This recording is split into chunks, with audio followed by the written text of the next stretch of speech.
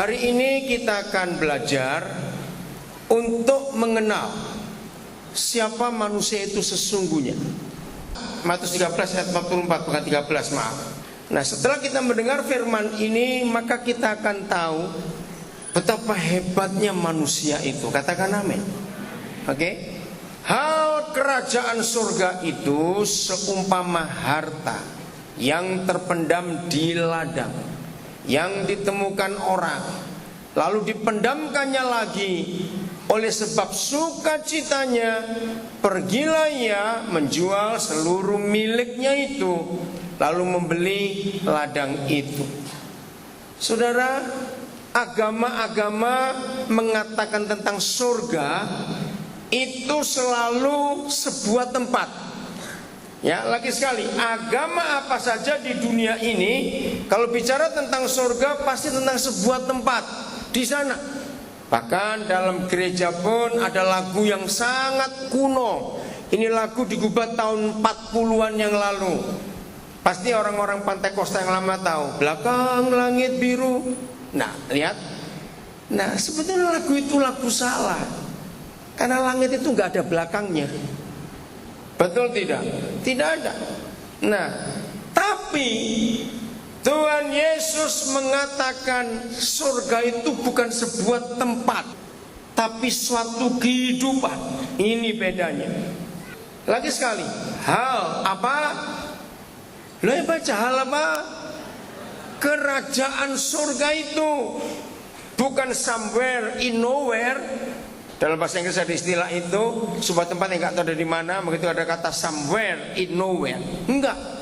Hal kerajaan surga itu seumpama harta yang terpendam di ladang. Kita akan bongkar firman ini, melihat 3 hal penting di satu ayat ini. Yang pertama adalah harta yang terpendam itu. Ya, perhatikan harta yang terpendam itu sendiri. Yang kedua adalah ladang yang ditemukan orang. Yang ketiga, kita akan cari orang itu. Mari kita bongkar. 1. Siapa ladang yang dimaksud di ayat ini? Siapa bisa jawab? Nanti saya beri hadiah durian 5, tapi beli sendiri. Ayo, siapa ladang itu? Ini Palangkaraya lagi musim durian sebabnya ini. Niko itu doyan durian dia itu, saudara. Ayo, siapa yang bisa jawab ladang itu apa atau siapa?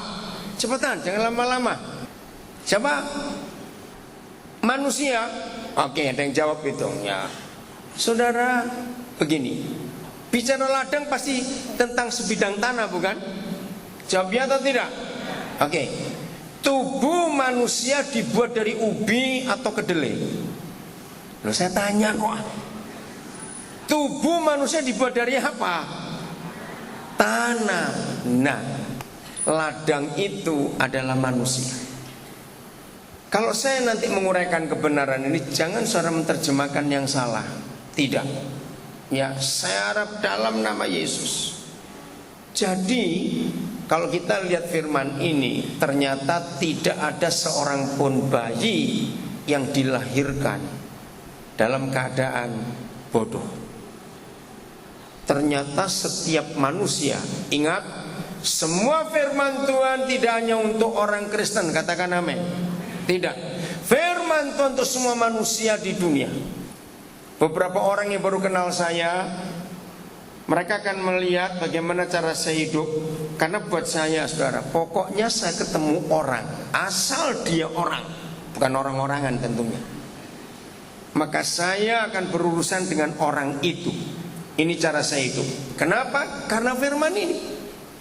Ternyata setiap ladang yang lahir ke bumi ini, walaupun dengan cara yang salah sekalipun, maka itu ini saya mau katakan jangan diikuti, tapi ini saya tunjukkan faktanya.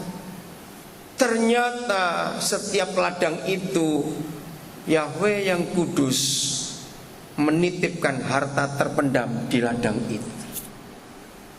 Kalau gitu apa itu harta terpendam? Saya ingin tanya kepada saudara. Apalagi sekarang ada YouTube, ya, di YouTube itu ditunjukkan orang-orang cacat yang punya keahlian. Akhir-akhir ini beredar sebuah film pendek tentang seorang gadis Jepang yang lahir tanpa tangan dan kaki cuma satu, pendek lagi. Tapi gadis ini sudah sarjana, hidupnya luar biasa. Saudara pernah dengar nama Nick Vujicic dari Brisbane? Ya, lahir gak punya tangan, gak punya kaki, anak pendeta.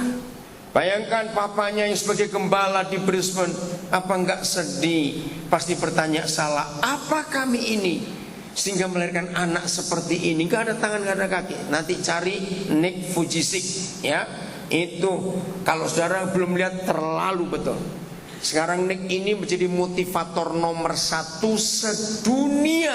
Catat, 5 tahun terakhir posisi Nick belum ada yang bisa menggeser. Dia motivator terhebat. Waktu dia umur 8 tahun, setelah dia sadar bahwa dia cacat. Bayangkan anak umur 8 tahun sudah ingin bunuh diri, sudah. Karena malu diejek oleh teman-temannya. Dia malu keluar rumah. Bayangkan, gak punya tangan, gak punya kaki. Tapi akhirnya sekarang dia hebat dan mengagumkan. Dia sudah menikah. 10 Februari 2012 yang lalu dia menikah. Dan dia sudah punya anak. Hebat sekali. Nah itulah Tuhan. Nah itu contoh. Dalam setiap ladang itu ada harta yang terpendam. Katakan amin. Maka itu jangan pernah sia-siakan seorang anak. Gara-gara firman ini saudara, kemanapun saya pergi, ya saya akan cari anak-anak yang tertolak, yang terbuang. Kalau orang tuanya gak mau, bilang saya mau. Saya cerita saja, kalau saudara mau lihat di handphone saya, ada foto banyak dari bayi sampai yang dewasa yang dibuang, saya ambil. Dari panti-panti asuhan yang sudah gak ada yang ngambil, orang telepon saya ambil. Karena saya sayang mereka. Saya gak pernah tanya kalau ada orang beri anak, saya anak gak tanya dia cakep atau tidak, laki perempuan cacat pun enggak, saya gak pernah tanya. Pokoknya anak saya akan ambil kalau orang tuanya tidak mau. Dan saya minta mereka membuat surat dan saya asuh mereka. Maka itu diantara anak-anak itu, karena saya menyelamatkan anak-anak itu dari tahun 80-an awal sampai hari ini. Dan ada beberapa di antara mereka sudah jadi sarjana, sudah bergelar master, ada yang sudah doktor. Bahkan ada di antara mereka, maaf saya cerita, anak hasil perkosaan. Tapi saya yakinkan mereka, bagaimanapun kelahiranmu lewat orang tua siapapun juga, engkau tidak pernah salah. Sebab tidak ada orang yang bisa buat anak kecuali Tuhan yang buat kamu. Saya beri semangat mereka untuk hidup. Jangan salahkan orang tuamu, ampuni. Pasti mereka punya alasan untuk membuang kamu, tapi ampuni. Jadi saya dengan istri saya jadi orang yang paling bahagia sekarang ini, karena Tuhan berikan kami anak-anak yang hebat-hebat itu, saudara. Dan sangat luar biasa. Oke, saya pindah dulu. Siapa orang itu yang menemukan harta terpendam? Nah sebelum saya uraikan siapa dia, saya tanya, berapa harga harta yang terpendam itu? Lihat ayat ini, memang gak ada angkanya. Ayo cepat lihat, berapa harga harta yang terpendam di sebuah ladang itu? Ayo cepat, berapa harganya? Sudah saya jelas gitu, masa gak bisa baca sih ini ya? Berapa harganya? Seluruh miliknya. Hebat. Tadi siang setelah pulang makan, ada seorang yang baru kenal saya 2 kali. Terus dia tanya saya, bagaimana cara saya membiayai sekolah-sekolah gratis begitu banyak, saya membiayai anak-anak kuliah begitu banyak. Dia pengusaha masih muda, dia tanya, saya ceritakan. Nah inilah ayat yang saya pakai. Begitu saya menemukan sebuah ladang dan saya tahu di dalamnya ada harta terpendam, saya akan jual seluruh milik saya untuk mendapatkan ladang itu. Yang tujuannya bukan ladang itu, tapi harta terpendam di hidup ladang itu. Nah sampai suatu hari saya mencari apa, berapa, bagaimana segala miliknya itu. Ternyata begini, Satu hari ada seorang, waktu itu belum seperti hari-hari ini, siapa yang ikut-ikutan gila akik, awas saudara, batu-batu itu, awas itu ya. Saya nggak tahu ini tren apa ini akhir-akhir ini, orang jual batu di mana-mana sampai nggak pulang-pulang cari batu. Awas orang Kalimantan Tengah ini ya, stop sudah, pasti nggak lama itu lewat. Nah, orang ini dalam sebuah kisah sangat gila dengan batu-batu yang bukan aneh, batu-batu yang unik. Dia akan pergi ke negara mana saja kalau dia tahu ada orang berkata ada batu ini. Akhirnya dia pergi ke India. Nah, begitu sampai di alamat ini tuju, dia terpesona, dia kagum. Nah, kebetulan penjualnya pun ahli. Ketika penjualnya lihat orang ini begitu, wow, melihat batu itu, tahu dia ini orang ngerti batu itu. Akhirnya dia tanya berapa harganya. Pasti kamu gak bisa beli. Saudara, tersinggung orang ini. Engkau harus tahu, ini koleksi batu yang aku punya. Si penjual pun kagum, wow. Karena mereka dua-dua sama tahu tentang batu. Mereka, dia yang berkata penjualnya, hebat betul. Maka itu beritahukan kepadaku berapa harganya. Gak bisa. Ngotot. Akhirnya bilang, harga batu ini adalah seluruh milik yang kau punya. Maksudmu uang berapa? Sebut, aku bayar. Mau triliun, aku bayar. Oh, kamu punya triliun? Iya, semua itu. Hah? Bagaimana aku mendanai perusahaanku kalau kamu ambil semua? Oh, kamu punya perusahaan. Jual juga perusahaanmu untuk beli batu ini. Gak bisa. Lalu anak-anakku, istriku taruh mana? Oh, kamu punya anak-anak, punya istri, jual mereka juga. Nggak bisa. Anak-anak kami akan menikah dalam 3 tahun berturutan ini, 3 anak. Oh, kamu punya calon mantu, jual juga calon menantumu.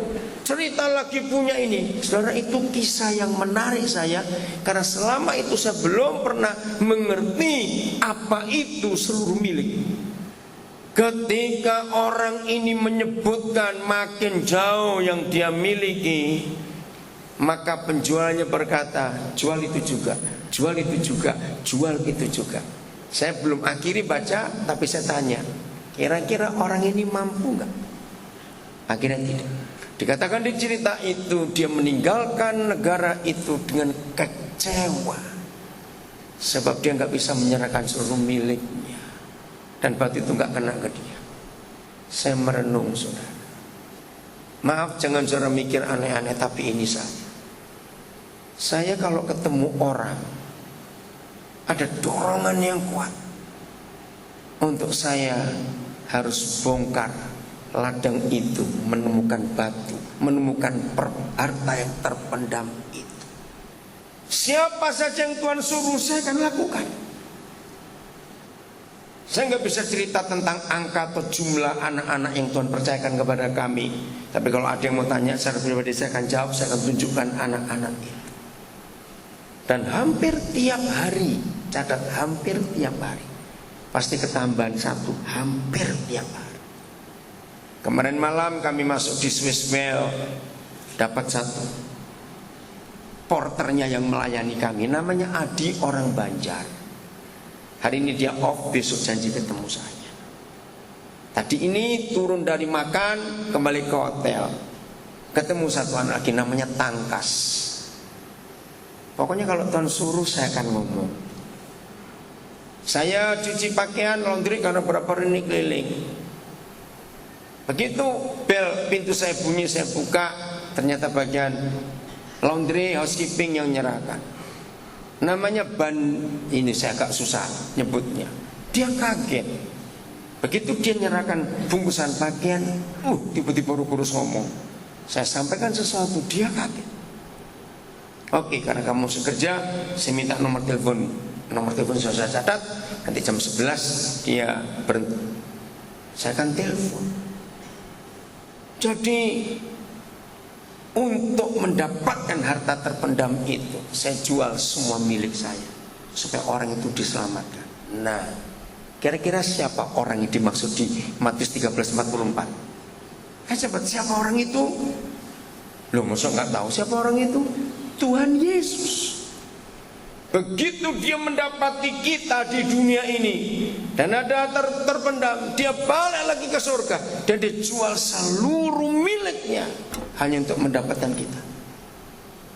Itulah kerajaan surga, bukan somewhere in nowhere. Saya cuma ceritanya, jangan cara mikir macam-macam. Saya punya 4 nomor handphone, berarti saya pakai 4 handphone, jangan diminta, nggak akan dikasih saya. Biaya telepon saya 1 bulan paling murah, saya nggak pernah bayar kurang dari 6 juta rupiah. Banyak pengusaha teleponnya mahal, ya karena urusan bisnis kan urusan duit. Saya bayar telepon sekian juta setiap bulan karena harta yang terpendam saya cari itu tadi. Satu hari ada seorang hamba Tuhan dari Kupang, saya belum kenal, tapi satu gereja mengundang kami ke Pontianak, tapi bukan di kotanya. Kami ada di 4 kabupaten, ya, di Pontianak sana keliling kami. Sepanjang jalan orang ini baru kenal saya. Setiap kali saya dapat telepon, saya pasti bilang, oke, saya telepon balik. Setelah 3 hari, hamba Tuhan ini penasaran. Dia tanya begini, Pak Daniel, saya perhatikan ada yang aneh di hidup Pak Daniel. Saya kaget, apanya yang aneh? Kenapa kalau Pak Daniel terima telepon pasti bilang saya telepon balik? Oh, itu yang Bapak perhatikan. Saya jawabnya gampang. Kalau saya yang bayar, dia nggak berhak nyetop saya ngomong. Itu saja rahasia. Nah, orang pelit nggak akan buat ini. Oh, nggak aman yang pelit-pelit itu. Jadi orang pelit harus bertobat. Maka itu saya berkata, di mana-mana musuh Injil itu bukan setan, tapi orang Kristen kaya yang pelit. Itu musuh Injil yang pertama, saudara. Bertobat yang pelit-pelit itu. Apa-apa dihitung, duit-duit ngitung enggak. Saudara perhatikan, saya kalau pergi ngajak tim sebanyak ini, maaf ya, jangan YS jangan tersinggung. Minggu lalu tanggal 1 Maret kami di YS Surabaya, saya ajak mereka. Saya bayar tiket mereka pulang pergi. Saya bayar sendiri hotel mereka. Dari Surabaya pulang ke Cilacap, saya bayar lagi semuanya. Tuhan berkati kami luar biasa karena firman itu tadi. Maka itu dalam hidup ini selalu cari ladang yang harus kita beli, karena ada harta terpendam itu tadi. Percayakan hal itu, saudara.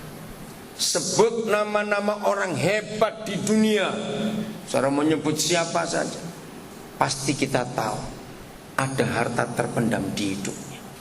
Ini yang sangat hebat yang Tuhan percayakan. Ayat berikut, Yeremia 1 ayat 5. Yeremia 1 ayat 5. Cepat sekali ini multimedianya. Ada 3 fase yang selalu terjadi di hidup setiap manusia. Saya ulangi lagi, jangan pernah berkata firman ini hanya untuk orang Kristen. Salah besar. Ini berlaku untuk semua manusia di dunia. Fase pertama adalah, sebelum aku membentuk engkau dalam rahim ibumu, aku telah, semuanya past perfect tense, telah mengenal engkau. Coba pertanyaan saya, saudara perhatikan dan jawab. Kalau anaknya belum dibentuk, bayi itu belum dibentuk dalam rahim ibunya, berarti ayah ibunya sudah menikah atau belum? Nah, ini yang luar biasa. Bagaimana ayah ibu belum menikah, anaknya sudah dikenal oleh Yahweh Tuhan. Ini dahsyat sekali. Sayang waktu. Kalau suatu hari seorang undang saya akan seminar tentang anak-anak, tentang keluarga, saya akan jelaskan. Ada puluhan firman, ayat di Alkitab yang mengatakan bagaimana Yahweh Tuhan itu tahu setiap pribadi kita sebelum orang tua kita menikah.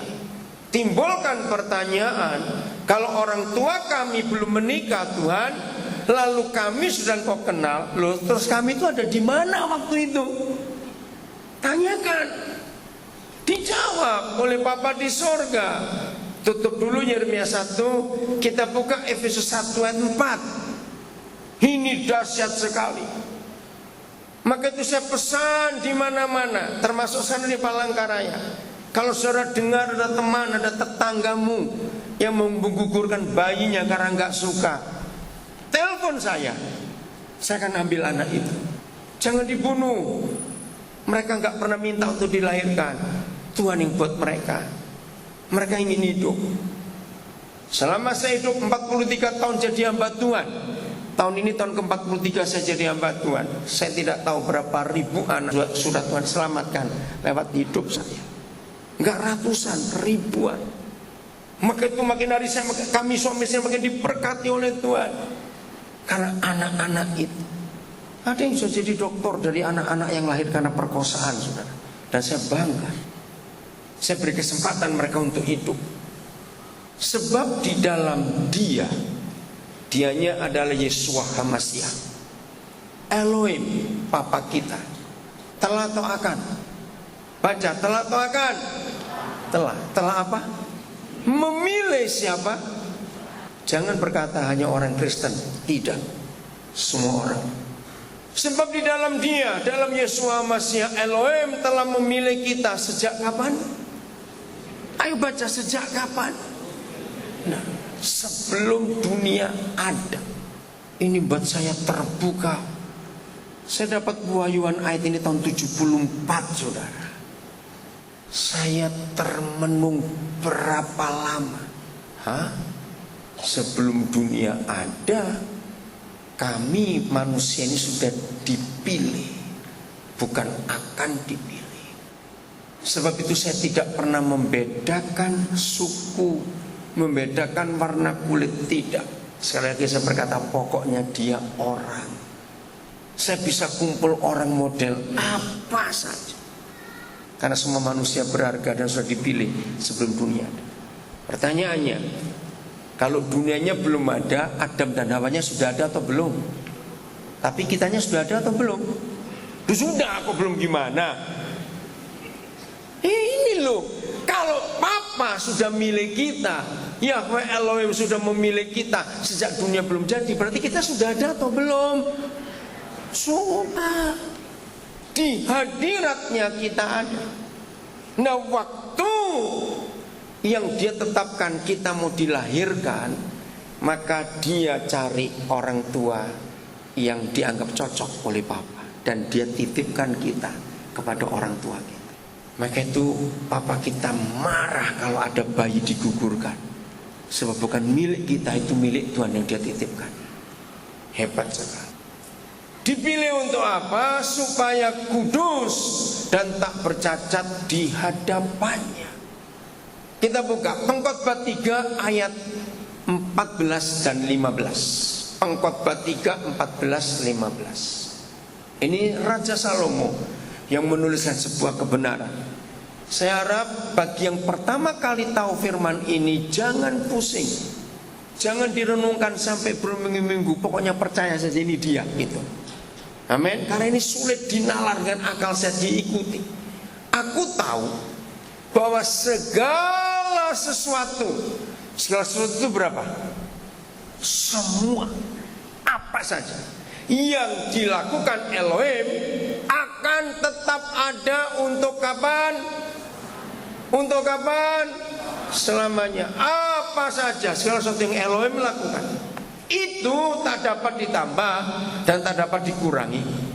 Elohim berbuat demikian supaya manusia takut akan dia. Disinilah kalau saudara belajar fisika, ada kata absolut, mutlak. Dan ayat 14 inilah kemutlakan dan keabsolutan Yahweh Tuhan kita. Apapun dia lakukan tetap ada. Ayat 15, saya nggak uraikan 14-nya, ayat 15 lebih banyak. Yang sekarang ada.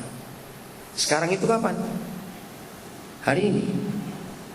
Ternyata baca, dulu sudah ada.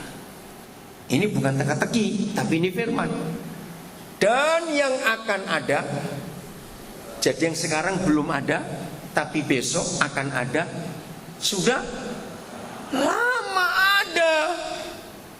Nah, ini ada kata yang salah dalam terjemahan ini. Dan Elohim mencari yang sudah pernah ada. bukan yang sudah lalu. Ini salah. Pelan-pelan ya saudara. Papa tolong kami untuk mengerti, karena ini sulit sekali. Manusia dibatasi oleh berapa waktu? Ayo, manusia dibatasi oleh berapa jenis waktu? Cepat.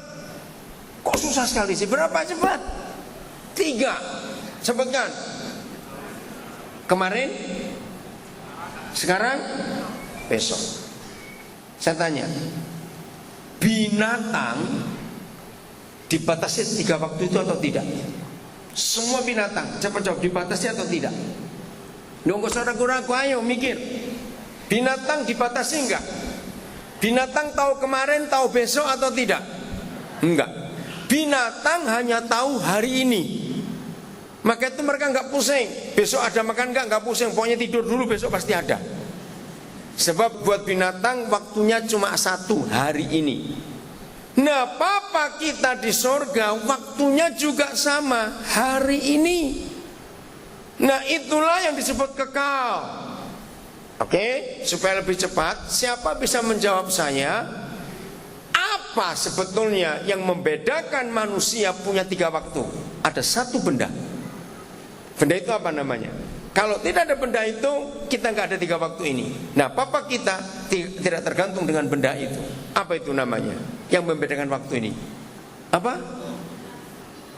Roh. Bukan, nggak urusan rohani. Ya, apa di belakang? Apa? Yang kenceng lah supaya saya ini jelas, saya nggak jelas. Uang. Akal. Apa kasih? Nah, itu dia. Matahari. Betul tidak, saudara? Coba kalau nggak ada siang dan malam, waktu kita bagaimana? Hari ini. Nah, yang membedakan cuma matahari itu. Ayo kita sekarang belajar meniadakan matahari supaya hidup itu tiap hari sama. Nggak ada kemarin, nggak ada hari, nggak ada besok, selalu hari ini saja. Nah, saya menggunakan waktu seperti itu untuk hidup. Maka itu papa berkata, yang sekarang ada, dulu sudah ada. Dulunya di mana? Di hadiratnya. Jadi gini, kalau ada bayi lahir sekarang, dia bukan ada sekarang. Dia sudah ada sejak kapan? Sejak dulu. Ada di mana? Di hadiratnya. Karena sejak dunia belum ada, kita sudah ada. Maka itu hidup itu nggak perlu takut dengan apapun juga. Yang membuat kita takut masa depan karena matahari itu tadi. Coba nggak ada dia, hari itu sama terus. Yang akan ada juga sudah lama ada. Ada di mana? Di hadiratnya. Termasuk yang sudah terlanjur tidak boleh balik atau bertobat, lanjut, yaitu menikah. Ini sekarang saya bilang yang belum menikah. Berbahagialah saudara yang belum menikah, dengar firman ini. Jodoh kita masing-masing sudah Tuhan siapkan sejak kita belum ada. Yang sudah menikah nggak boleh bilang amin. Lanjut. Sesalah apapun lanjut. Maka itu jangan pernah memilih jodoh dengan matamu. Catat itu baik-baik. Pasti akan kecewa nanti itu. Banyak orang gagal pernikahannya karena matanya sudah punya frame. Tahu punya frame, punya figura. Aku harus punya istri yang cantik, aku harus punya suami yang cakep. Saya tanya, manusia berubah ke arah mana? Ayo, manusia itu berubahnya ke arah tambah cantik atau tambah jelek? Wih, pintar semua ini, luar biasa. Gak usah minum obat, gak usah fitness wajah, gak usah operasi, tetap tua, percayalah itu. Nah, ketika orang menikah dengan wajah, penampilan yang diukur lewat matanya, maka itu ketika dalam perjalanan hidup menemukan ada orang-orang lebih cantik, lebih cakep dari istri atau suami sekarang, dia nggak terima, karena matanya sudah punya patokan harus begini. Di situ kekecewaan terjadi. Jadi yang belum menikah, begini kalau saudara tanya, kalau itu jodoh itu apa? Jodoh itu adalah kalau yang kau tentukan enggak berdasarkan matamu. Saya ngomong kasar tapi jangan tersinggung. Enggak berdasarkan matamu, catat itu. Jadi kalau ada kalian lagi sekali yang belum menikah, yang sudah menikah nggak boleh dengar ini. Lanjut, ya. Yang sudah menikah lagi, yang belum menikah. Kalau kalian tertarik dengan seseorang karena penampilannya, lalu hatimu kesetrum, itu pasti hawa nafsu dalam nama Yesus. Langsung tengking dan pukul matamu dalam nama Yesus. Tapi kalau kalian anak-anak muda melihat seseorang dan mata dan hatimu berkata, kok ada orang sejelek itu ya, ya. Terus hatimu kesetrum, nah itulah jodoh. Katakan amin. Ini pasti bukan hawa nafsu. Itu serius. Itu yang Alkitab ajarkan. Maka itu sudah pacaran sampai 14 kali, stop, jangan cari yang ke-15, nggak akan ketemu. Saya minta iso pacaran 14 kali, kembali ke 14. Awas kamu cari lagi. Matamu kamu tutupi sudah. Serius sudah. Maka itu saya punya penelitian. Banyak rumah tangga rusak ketika istrinya hamil anak pertama. Saya kaget waktu riset itu saya buat. Logikanya semua suami istri bangga kalau akan jadi papa mama. Tapi kenapa justru ini kacau? Nah ini loh masalah. Jangan tersinggung, jangan tersinggung. Ketika mata cowok itu ada frame, istriku harus cantik terus. Maaf. Saudara, secantik-cantiknya seorang gadis, begitu menikah lalu hamil, gak ada lah orang hamil cantik, melar semua cantik. Apanya? Hidung yang tadinya mancung sekarang jadi kayak terong. Aduh. Terus, waduh sudah bengkak semua pokok istilah begitu. Maaf saya ngomong. Ayo, setuju gak saya ngomong ini? Nah, ketika suami ini masih cowok dulu, di matanya ada frame, istriku harus cantik. Akhirnya dia melihat istri kok jadi kayak begini, dia malas jalan bersama. Saya tonjok kamu yang bilang gitu. Nah, mulailah dia lirik kiri, lirik kanan, cari yang masih langsing atau cantik. Ini setan masuk dalam perintah. Jadi jodoh pun sudah lama Papa sediakan. Maka itu tunggu sampai Tuhan sendiri berbicara. Siapa itu? Jelas ya? Oke, saya nggak bicara jodoh masalah ini. Jadi saudara, hidup yang Tuhan berikan buat kita, Dia sudah atur begitu manis, begitu luar biasa. Maka itu jangan rusak hidup ini dengan keegoisan dan keinginan pribadi yang melampaui keinginan Tuhan. Saya ulangi, jangan merusaknya. Ayat terakhir sebelum saya kembali ke Matius 13, Mazmur 139, mulai ayat 13 sampai ayat yang ke-16. Ini firman luar biasa. Sebab engkaulah yang membentuk buah pinggangku, menenon aku dalam kandungan ibuku. Saya kagum pada ayat ini. Saya mendapat rahasia ayat ini tahun 85. Waktu saya ada di Kanada, saudara, saya terkagum-kagum. Wow, kenapa buah pinggang? Karena itu ginjal. Ini berurusan dengan jenis kelamin. Bicara jenis kelamin, bicara soal personality atau kepribadian. Jadi ketika kita masih dalam kandungan, Papa sudah menetapkan kita ini laki atau perempuan. Tetapi ini masalahnya, 4 minggu pertama ketika seorang bayi mulai bertumbuh, dari jam pertama pembuahan sampai 4 minggu lewat, bayi ini belum tahu laki atau perempuan. Hanya Papa yang tahu. Masuk minggu kelima, lewat bulan pertama, mulai tahu ini laki atau perempuan. Maka itu tolong ya, saya titip pesan. Setiap kali saudara ketemu ibu hamil atau ada yang hamil sekarang, jangan menginginkan laki atau perempuan secara berkelebihan. Serahkan kepada Tuhan supaya di 4 minggu pertama bayi itu jangan sampai terjadi split personality atau kepribadian ganda. Kalau ada dokter-dokter ahli kandungan, dokter-dokter ahli genetika bisa diskusi tentang ayat ini, sangat luar biasa. Begini, saya percepat saja. Sampai hari ini dunia kedokteran belum bisa menemukan mengapa, tapi dunia kedokteran percaya bahwa itu terjadi. Kalau anak dalam kandungan, surga menginginkan dia perempuan, ini ketetapannya, karena Yahweh membentuk buah pinggang, itu berarti jenis kelamin.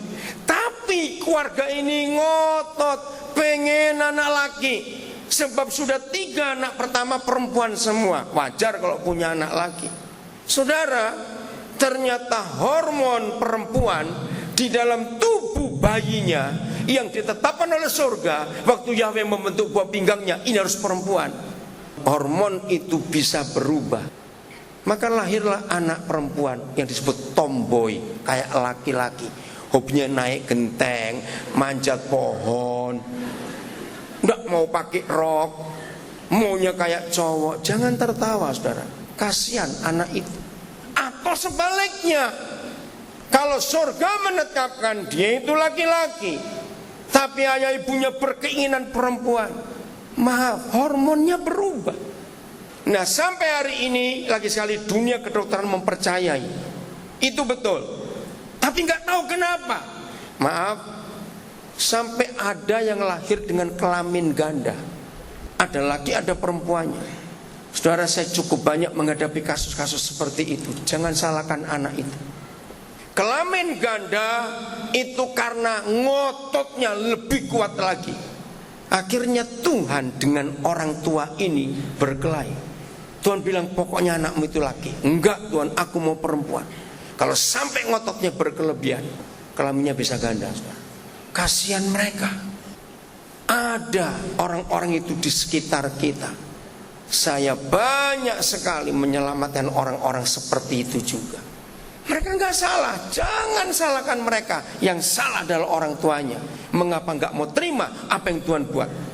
Maka itu tiap kali saya ketemu ibu hamil, nggak kenal sekalipun, mau di terminal, mau di bandara, mau di rumah makan, mau di mana, saya harus dekati, saya harus ngomong, jangan ingin laki atau perempuan ya, terserah Tuhan. Bahkan jangan percaya USG. Alat ultrasonografi itu dibuat oleh manusia, bukan untuk mencari ini laki atau perempuan, bukan. Alat itu diciptakan untuk mengetahui ada kelainan atau tidak di dalam tubuh bayi ini. Tapi banyak orang menyalahgunakan USG untuk mencari tahu ini laki atau perempuan. Saya buktikan berapa kali USG salah. Pernah tahu nggak USG salah? Loh ya jawab, pernah tahu tidak? Nah itu dia. Lalu ada yang ngotot, enggak ini 4 kali USG, dia ini cowok. Saya bilang tunggu, supaya anak ini enggak berontak, enggak bingung. Ini ayat luar biasa, sebab engkau yang membentuk buah pinggangku. Lalu kata kalimat kedua, menenun aku dalam kandungan ibuku. Saya ingin tanya begini kepada saudara, apa bedanya hasil tenun? Kalau bilang tenun itu pasti buatan tangan, bukan? Dengan hasil buatan pabrik, apa bedanya? Cepat, apa bedanya? Apa bedanya tenunan dan buatan pabrik? Ayolah cepat, waktunya ini loh. Apa? Oke, saya nggak dengar suara ngomong apa, tapi saya percaya. Sejak tanggal 30 Desember 2013, Kalimantan Tengah jadi terkenal di dunia, khususnya mana Pangkalan Bun ya, yang RS-nya Pangkalan Bun, betul. Nah itu jadi terkenal. Dulu orang nggak pernah tahu Pangkalan Bun itu di mana. Jadi terkenal itu ya, jadi orang-orang yang Pangkalan Bun harus bangga dikenal bunyi itu. Nah ini yang saya mau ceritakan. Tenunan itu satu, nggak ada yang sama. Buatan pabrik sama semua. Apa hubungannya dengan RS yang tenggelam di selat mana itu namanya? Selat Karimata. Oke? Dan kota terdekatnya adalah Pangkalan Bun. Saudara lihat, jenazah-jenazah itu walaupun sudah rusak, tetap bisa diketahui dengan 2 hal. 1, susunan gigi. 2, DNA. Inilah bukti tenunan. Ternyata 7 miliar manusia yang masih hidup sekarang dan yang sudah mati sejak zaman Adam dan yang akan lahir lagi setelah ini, itu nggak tahu berapa puluh miliar jumlahnya. Ternyata susunan gigi manusia sedunia nggak ada yang sama. Kok nggak amin? Amin kan? Berarti kita ini tenunan betul, unik yang Tuhan buat. DNA nggak ada yang sama, luar biasa. Nah, tapi masih agak rancu DNA. Saya mau buktikan. Ya ini nggak bicara soal sudah mati yang masih itu. Anak kembar satu telur, ada bedanya nggak? Betul? Mirip iya. Kalau diteliti pasti lihat bedanya. Pernah tahu sidik jari kita nggak ada yang sama sedunia? Betul? Nggak ada yang sama, sedunia nggak ada yang sama. Bayangkan cuma sekecil ini. Papa nggak pernah kehabisan model ciptakan nenun kita. Terus retina, bukan kornea, beda. Retina, retina mata manusia sedunia nggak ada yang sama. Kagum nggak dengan tenunan ini? Ini hebatnya Papa kita di surga. Nggak ada pabrik bisa membuat produksi miliatan nggak sama semua, nggak ada. Amin. Ayat 14, cepat 14. Aku bersyukur kepadamu oleh karena kejadianku dahsyat dan ajaib. Ajaib apa yang kau buat, dan jiwaku benar-benar menyadarinya. Harus kagum. Bagi saudara yang belum pernah punya anak pun akan ngerti ayat ini. Ketika sel telur bertemu dengan sperma, jadilah kita. 2 jam pertama sudah pecah jadi 2 sel. Berapa saat kemudian pecah jadi 4 sel, terus 8, 16, 32, 64, terus 2 kali kelipatan, terus sampai miliatan sel, dan jadilah kita. Hebat sekali. Itu tenunan. Maka itu ajaib dahsyat yang kau buat. Saudara kagum. Terus ayat 15. Tulang-tulangku tidak terlindung bagimu ketika aku dijadikan di tempat yang tersembunyi. Maka itu saya marah kalau ada bayi digugurkan. Mereka itu ingin hidup, jangan dibunuh. Saya ulangi lagi, kalau tidak mau kasih saya akan rawat anak itu baik-baik. Dan oleh kemurahan Tuhan kami sudah cukup berhasil merawat yang dibuang jadi orang-orang hebat sampai hari ini. Dan itu bukti luar biasa. Satu kali saya di Citraland, Mall Citraland Surabaya, di depannya kampus Trisakti. Malam itu saya akan pulang kembali ke Papua. Pesawatnya malam jam 11. Saya harus belanja dulu sesuatu. Sambil nunggu jemputan, saya melihat ada seorang anak perempuan gelisah. Wajahnya itu gelisah. Dia tuh lihat kiri kanan. Saya lihat ada waktu, saya dekati. Begitu saya dekati dia kaget. Terus dia melihat kiri kanan. Jangan gelisah, saya pendeta. Saya bilang, apa ya om bisa bantu? Dia gak bisa ngomong, dia kaget. Ayo kita duduk sebentar. Saudara, ternyata dia seorang mahasiswi sedang hamil 3 bulan. Dia diusir oleh tantenya. Orang tuanya di Sulawesi. Ringkas cerita, saya telepon orang tuanya. Pakai handphone saya tentunya. Saya bilang, Bapak, Ibu, anak ini gini. Ibunya marah, saudara. Maki-maki, bikin malu pokoknya, saudara. Setelah reda saya bilang, Ibu, sudah terlanjur, mau diapakan? Salah ya salah. Udahlah begini, mulai hari ini anak ibu ada dengan kami, dan ini nomor telepon saya. Kami akan rawat dia baik-baik. Setelah itu saya telepon tantenya. Dia pakai telepon saya lagi sekali. Dia bilang, Ibu, betul Ibu punya kemenakan nama ini? Oh iya, loh, Bapak ini siapa? Saya pendeta Daniel. Gini. Marah lagi dia. Saya dimarahi orang tuanya. Kenapa nggak bisa jaga? Anak itu memang bikin malu. Anak begini. Saya bilang, saya sudah salah. Oke. Kalau ibu nggak mau terima nggak apa-apa. Dia akan tinggal dengan kami nanti. Saya ada sekretariat di Jakarta. Sejak malam itu dia ada dengan kami. Istri saya rajin telepon secara berkala. Tiap berapa waktu periksa ke dokter, kami yang bayar. Istri saya terus menanya, nanti kamu ngurus anak itu enggak? Enggak tante, karena saya mau kuliah lagi. Ya udah, anak lahir biaya kami juga. Istri saya punya ide bagus, biarkan dia nyusui 2 bulan. Alasannya 2, siapa tahu naluri ibunya muncul dan dia mau rawat anak itu. Oh bagus juga. Yang kedua, kalau dia nggak mau, hak anak ini dimiliki. ASI itu hak anak, jangan dibuang ASI itu. Tidak ada sebuah pabrik hebat manapun bisa membuat ASI palsu, tidak ada. ASI itu sangat hebat. Saya nggak bicara ASI nanti, ini cari sendiri buku-buku tentang ASI. Itu luar biasa. Maka itu saya marah kalau ada ibu melahirkan nggak mau menyusui, saya mau pukul ibu itu. Jahat kamu. ASI itu mutlak milik anak itu. Setuju saya ngomong ini? Awas kamu punya anak nggak mau menyusui. 2 bulan lewat, istri saya tanya lagi, enggak, ya sudah. Akhirnya saya bawa anak itu ke Nabire. Sudah beres semuanya urusan surat-surat. Akhirnya si mahasiswa itu hilang, nggak tahu di mana, kami nggak tahu sampai hari ini. Ya sudah. Sekarang anak ini hampir lulus SD, pinternya luar biasa. Mau dibuang, jadi anak yang hebat. Di Alkitab ada 2 kisah orang hebat. Satu Yefta, anak pelacur tapi jadi hakim. Nanti pulang cari sendiri ayatnya, pasal kita bagi hakim-hakim. Yang kedua itu Daud, anak yang ditolak, orang tuanya nggak suka dia. Nanti kita tunjukkan ayatnya. Tuhan selamatkan, jadi orang hebat. Saya bisa cerita banyak. Kalau sudah dengar nama Steve Jobs, sama, dia orang hebat, penemu touchscreen, layar sentuh, pendiri perusahaan komputer Apple, penemu iPod, iPad, iPhone. Luar biasa ini orang. Ternyata dia anak hasil perkosaan.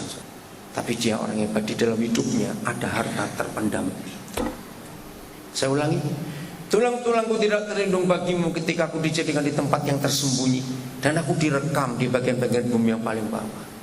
Jadi sinar X atau sinar fotoronsen sudah ada lebih dulu dari zaman Daud. Kalau tulang-tulang kita nggak terlindung di hadapan mata Tuhan, berarti sudah ada sinar X yang menembusi kita dalam kandungan.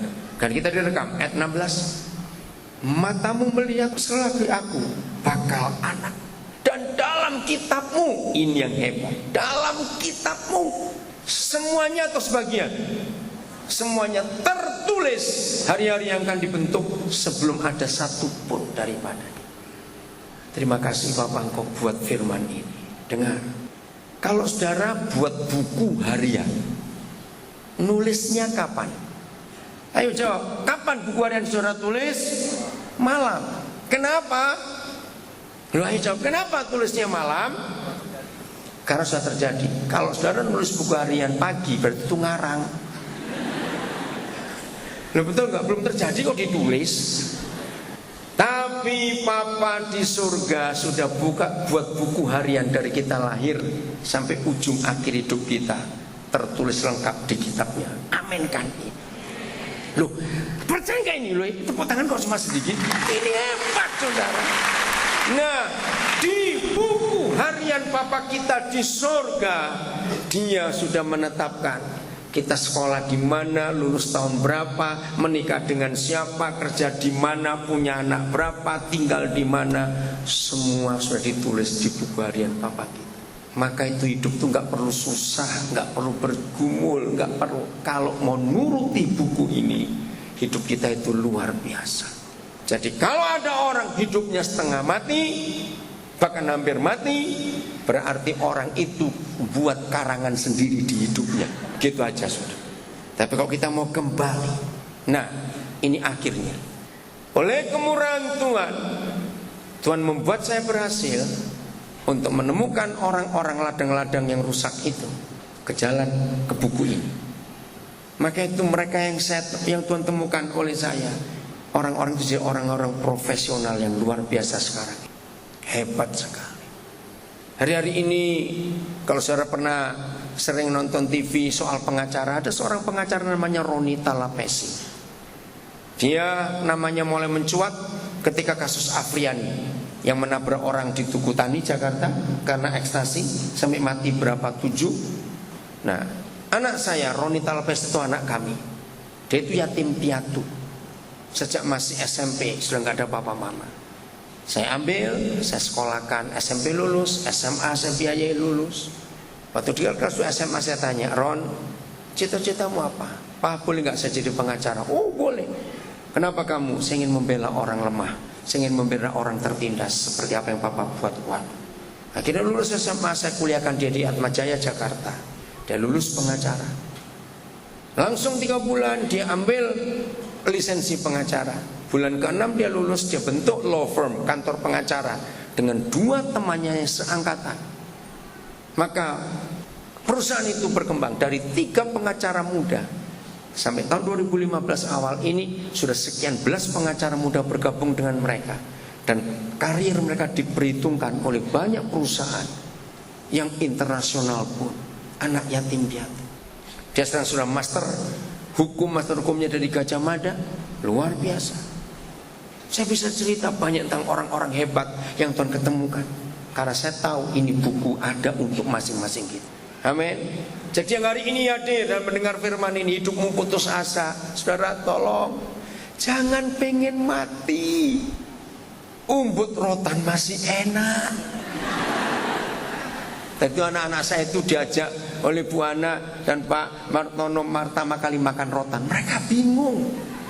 Rotan dimakan. Itulah hebatnya orang Kalteng. Setelah keluar rotan, Bu Ana bilang, ayo bajai dimakan. Bajai. Ini orang Kalteng kuat-kuat, bajai dimakan.